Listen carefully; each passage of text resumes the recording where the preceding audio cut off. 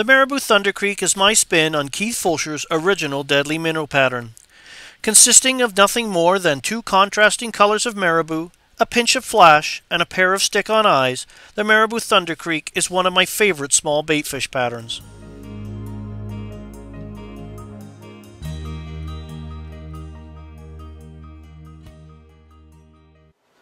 So let's tie the Marabou Thunder Creek. My favorite version of the standard Thunder Creek Minnow was originally tied with bucktail. We're going to use marabou here for a little more action. And into the jaws of the vise I've got a long shank number 8 straight eye streamer hook. We're going to use some white MFC 80 tying thread. And we're just going to cover the front quarter third region of the hook shank. That tied in. First thing we're going to do is put in the body, and the body can be, you don't really necessarily need a body. You could use a silver shank streamer hook if you wanted to. You could use silver mylar, holographic mylars, gold. I'm going to use some of the Mirage Opal. I just like the look of this fly. It's just to give the fly a little glimmer underneath to suggest the belly of the minnow. So I'm going to tie this in. I've taken off a length. I'm going to tie that in right at the back of my thread wraps, get that secured. I'm just going to take the mylar now and go down the shank. So make sure you tie in a long enough length so you can make the trip comfortably and still have enough in your hands so you can manage it. You're not fumbling around and losing control. So just go back as though this was tying thread about halfway between the point and the barb. The first wrap is kind of straight up and down so you don't build up a bump. Then you can start to angle your wraps slightly so you can navigate your way back to the tying thread. You're just giving a bit of a glimmer or shine to this body, and it can be whatever mylar you want. God, you could even use Flashabou or Crystal Flash. I'm just going to tie that off. Put that on if you wanted to. You could take some glue, or I'm just going to use some UV clear fly finish. I'm just going to put a little dab on here and distribute that along over the thread wraps as well a little bit. It'll help secure it. This flows nice and thin, but yet it's not thin enough that it's rolling off all over the place and staying out of control. So I'm just using my dubbing needle to distribute it, and when I'm happy with how it looks, I can just come in with the UV lamp, cure it up. I put a nice protective coating over my mylar body, so hopefully it'll stand a little more of a chewing or a mauling and last that a little bit longer and catch me a few more fish. So that's nice and cured. The wing material shouldn't stick to it now. So now I'm going to tie in a little underwing, a little more sparkle. I'm going to use some pearl crystal flash. So I've got about 3 or 4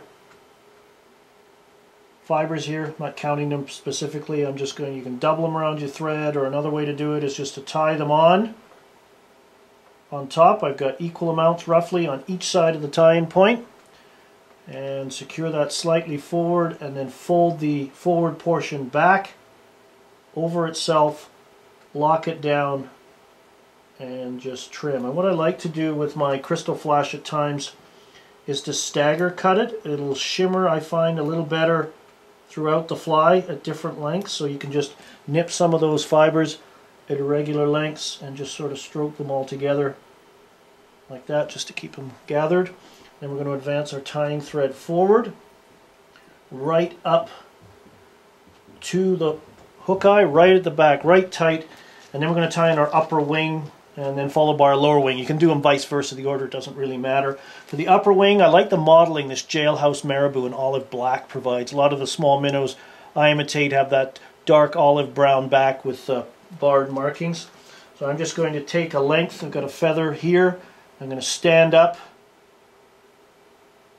one side of the plume so that it evens up the tips, and then just start stripping and folding the marabou. So I strip as much as I comfortably can, fold back onto itself, and just use my thumb and forefingers to gather, hold, and control the fibers. Okay, and I've got a nice even tips. I'm going to stroke them together, and really helps manage this process is to have a glass of water on hand, which I do, and just take the water and soak the tips, because we want to have enough to form a marabou wing plus tie-in from this point. So I've measured my tie-in point. Our wing will be there plus the fold over. So I turn that around because we actually tie this in backwards, so there's the length of the finished wing plus a little extra for the fold over, which you'll see in a second. It'll all make sense. So we tie that in facing forward, keeping our thread, our material on top, and trim away the excess. Use your tying thread to cover up those butts.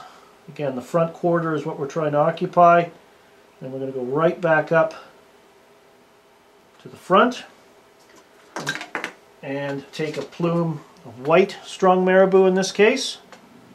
I'm just going to do the same technique, take an equal amount of white marabou for the belly, stand it perpendicular just by stroking it. It'll isolate the fibers, stand them up, and just start that strip and fold process.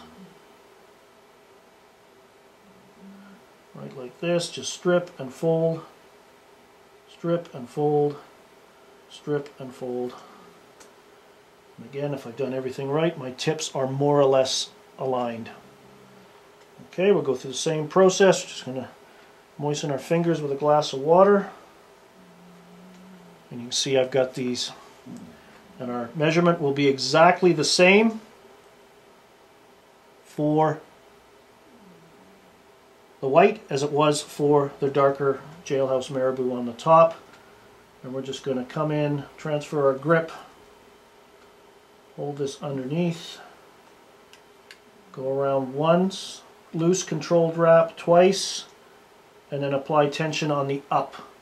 And then what we want to do is get this secured directly underneath. You can see I've made kind of a Y, and then we'll carry on. Once we're happy with where the marabou is placed, go back a little bit to secure, and then come in, push my thread out of the way with my left hand, and trim. So what we've got here is our upper and lower wings nicely separated. And now all we're going to do is fold them back. So the thread is situated right back at the quarter mark on the shank. We're going to take our dark dorsal color of marabou, 1, 2 wraps, that'll hold it in place. Bring that thread up, do the same for the white marabou. Tuck that back underneath. One strand here that's... And what we want to do is make sure that we've got a dark top and a light bottom. That's the look we're going for. Okay, and now we're just going to build up a few more wraps. And I like to put a little red hot spot, if you will, or marking. Now you could change thread. A lot of times the easiest thing to do is take a red permanent marker.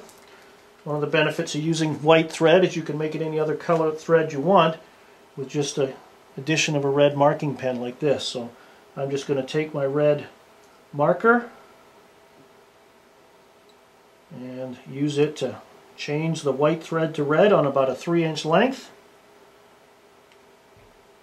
Get my bobbin back under a short length under control, and I'm just going to build up a red thread spot to simulate the gills of a wounded or frightened baitfish. Just build that up, coat a little more, and then we're just going to whip finish, and the tying portion of our Marabou Thunder Creek will soon be done. You don't need many whips on here to go. 3 or 4 is fine. Disengage and trim. So again, the tying portion is done. Our first step now is to put a primary coating on this head. So again, I'm going to use my UV fly finish in thin and put a base layer down. And then after that layer is cured, I'm going to put the eyes on. So I'm just going to put a little drop here. And the Marabou is going to absorb some of this, but we're just trying to create a smooth foundation to put our eyeballs on. Just squirt that on there. And then use our dubbing needle to disperse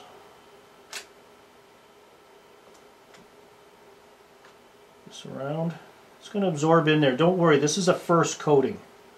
So we're just trying to build a relatively smooth foundation and knock some of the fibers down on the Marabou. That's another reason for this. Those little fibers can get in there.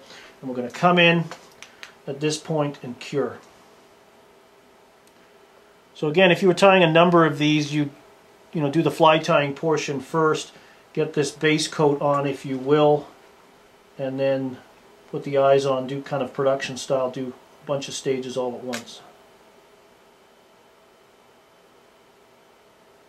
So that should be nice and cured.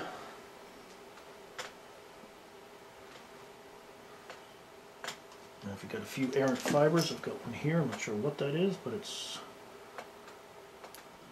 disappeared.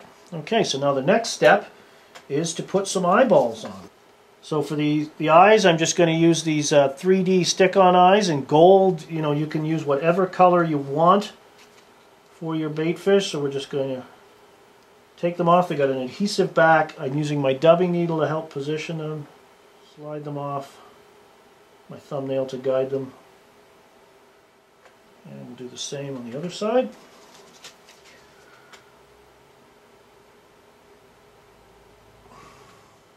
And now we're just going to take some more of the fly finish, use my dubbing needle to carefully distribute this around, and you can do this in sections. 2 spots you want to make sure as you get the product in and around the eyes.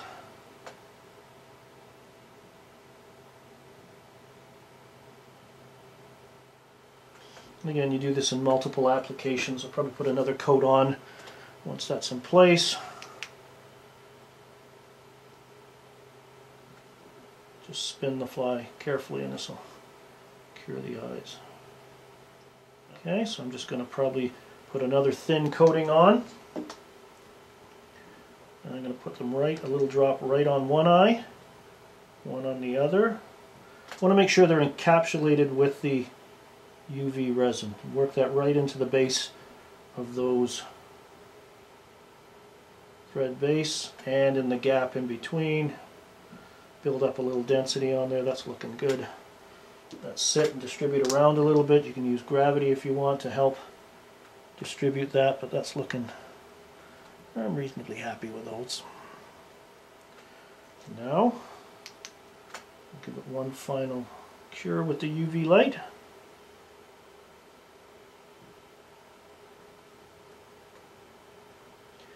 And your Marabou Thunder Creek